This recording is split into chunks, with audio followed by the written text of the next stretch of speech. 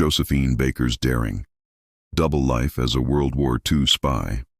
Few figures from the 20th century embody both glamour and courage, quite like Josephine Baker. To the world, she was a dazzling star, an American-born dancer who conquered Paris with her electrifying performances, famed for her beauty, charisma, and the iconic banana skirt that became a symbol of the Jazz Age. But behind the curtain, Baker led a double life, risking everything as a spy for the French resistance during World War II. Using her celebrity as a shield and her charm as a weapon, Baker became one of the most unlikely and effective secret agents in history. Chapter 1. From the streets of St. Louis to the stages of Paris, Josephine Baker's journey to espionage began far from the glamour of the Paris stage. Born Frida Josephine McDonald in 1906 in St. Louis, Missouri, she grew up in poverty, facing the harsh realities of racism in early 20th century America. Her childhood was marked by hardship. Her mother struggled to support the family, and Josephine worked from an early age, cleaning houses and dancing on street corners for change. But Josephine was determined to escape the limits imposed upon her. By her teens, she had joined a vaudeville troupe, eventually making her way to New York during the Harlem Renaissance.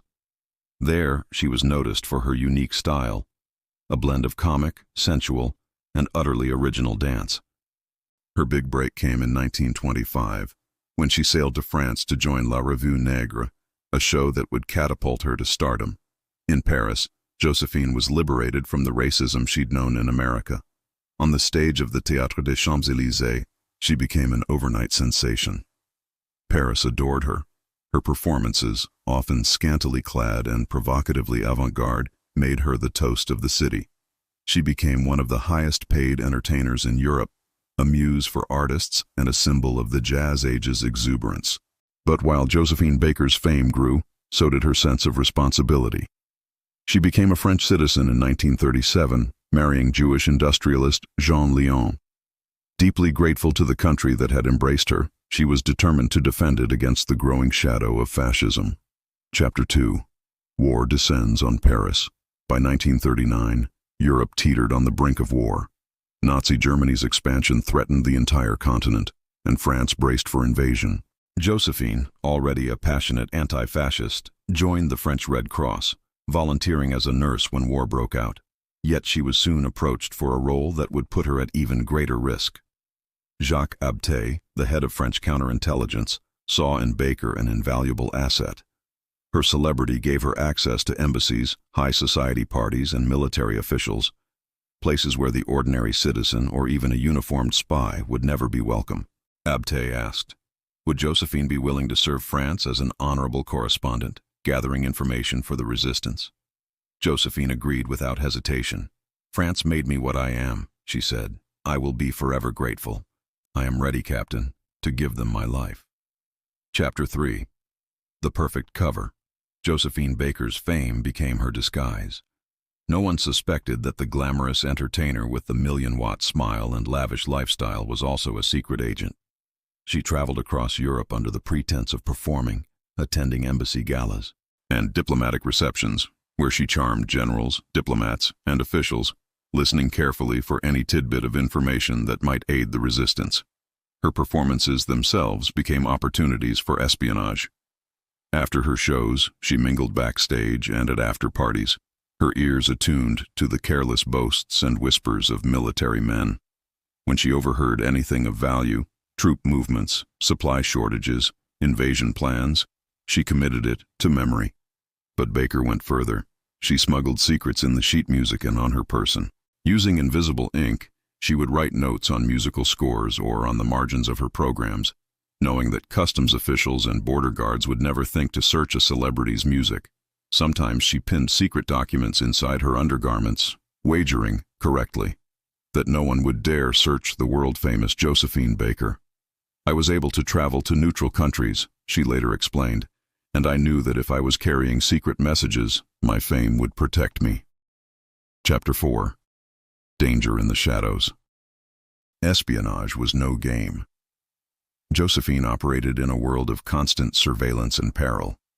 The Gestapo monitored many public figures, and the Vichy regime in unoccupied France was deeply suspicious of anyone with foreign ties or anti-Nazi sympathies. Baker's home, Château de Milande in the Dordogne, became a hub for resistance activity. She sheltered fellow agents, Jewish refugees, and even members of the Free French forces. Her estate was frequently searched, but Baker, ever the actress, played her role perfectly. She would feign illness, distract the authorities with theatrical displays, or simply overwhelm them with her hospitality. Yet she was never reckless. When ill with a severe infection in 1941, she checked herself into a clinic in Casablanca, Morocco, officially to recover, but secretly to continue her work. There, under the watchful eyes of Vichy authorities, she continued gathering intelligence, passing on information to Abte and other resistance leaders. She also made dangerous trips into Spain and Portugal, both neutral but crawling with spies. In Lisbon, she attended diplomatic events, gathered intelligence, and met with Allied officials. Every border crossing, every official dinner was a risk. Chapter 5. The Art of Disguise and Deception. Josephine Baker's entire life had prepared her for the work of a spy. On stage, she was a master of transformation. One moment a comic, the next a siren, always able to adapt to her audience.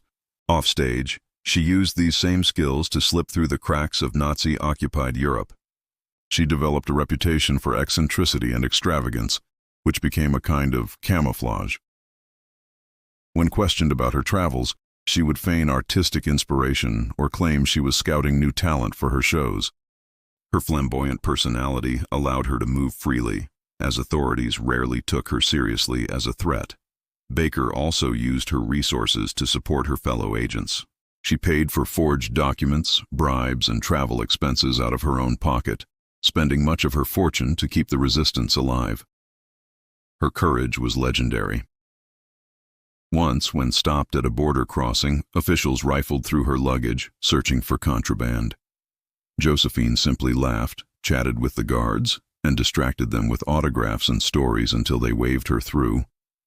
Only she knew the sheet music in her case held invisible ink messages for Allied intelligence. Chapter 6. The Network of Trust. No spy works alone. Baker relied on a close-knit network of trusted associates, fellow artists, diplomats, and resistance members. Among them was Jacques Abte, her handler, who traveled with her under the guise of being her manager. Their partnership was built on mutual respect and a shared commitment to France's liberation. She also worked closely with British and American intelligence, acting as a courier and intermediary. At times, she carried coded messages between London and Paris, each journey fraught with danger. Baker's celebrity provided her with a unique advantage. She could move between worlds, from the smoky cabarets of Paris to the polished salons of Lisbon, from military outposts in North Africa to the corridors of Allied command. Her fame opened doors, but her wit and bravery kept her alive. Chapter 7. War's End and Recognition. By 1944, the tide of war had turned. Allied forces liberated France, and Josephine Baker's role as a spy began to emerge from the shadows. After the war, she was awarded the Croix de Guerre and the Rosette de la Résistance, among the highest honors France could bestow. General Charles de Gaulle himself praised her for her service. Baker did not return immediately to her old life of fame and fortune. She continued to aid the war effort, visiting displaced persons camps and performing for Allied soldiers. She was deeply committed to the ideals of liberty and equality, the same values that had driven her to risk everything as a spy. Chapter 8. Legacy of a Heroine. Josephine Baker. S. Double Life was not just a footnote to her fame, it was a defining chapter in her extraordinary story. She once said, "I have two loves, my country and Paris." But in truth, Baker's courage transcended borders. She used her talents, her wealth, and her very life to fight tyranny, and she did so not for glory, but for justice. After the war, Baker returned to the stage, but she never forgot the lessons of resistance.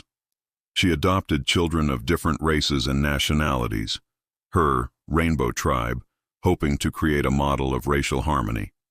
She continued to fight for civil rights, marching alongside Martin Luther King Jr. in Washington, D.C., and speaking out against racism wherever she found it.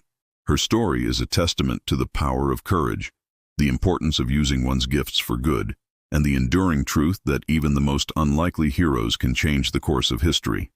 Chapter 9. The Spy and the Stage. Josephine Baker's life was a balancing act of light and shadow.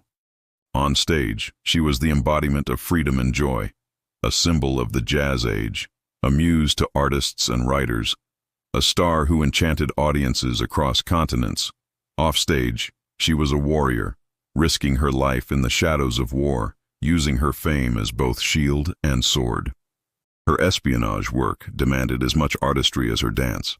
She learned to read a room, to charm information from generals and diplomats, to memorize details and faces, to keep secrets even under threat. She demonstrated that the fight against tyranny was not only fought with guns, but also with wit, intelligence, and the courage to risk everything for others. Chapter 10. A lasting inspiration. Josephine Baker's legacy endures not just because of her fame, but because of her fearless heart. She remains an icon of resistance, a woman who refused to be defined by the prejudices of her time, who broke barriers on the stage and behind enemy lines. Her portrait hangs in the Pantheon in Paris, a rare honor for a foreign-born woman of color. She is remembered not only as the woman who danced in a banana skirt, but as the spy who helped liberate France, the activist who fought for justice, and the artist who showed the world the power of a dream.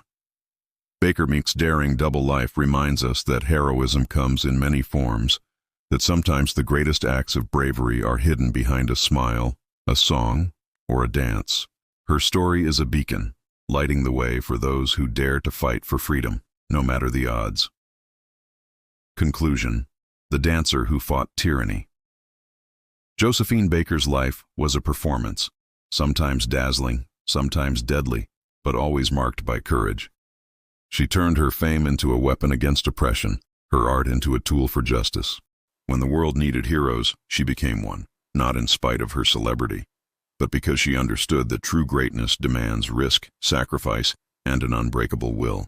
In the end, Baker's story is not just about espionage or entertainment, but about a woman who chose to fight for what she believed in, who used every gift she had to make the world a better, freer place. Her legacy is as enduring as her legend, a reminder that even in the darkest times, the light of courage can shine through.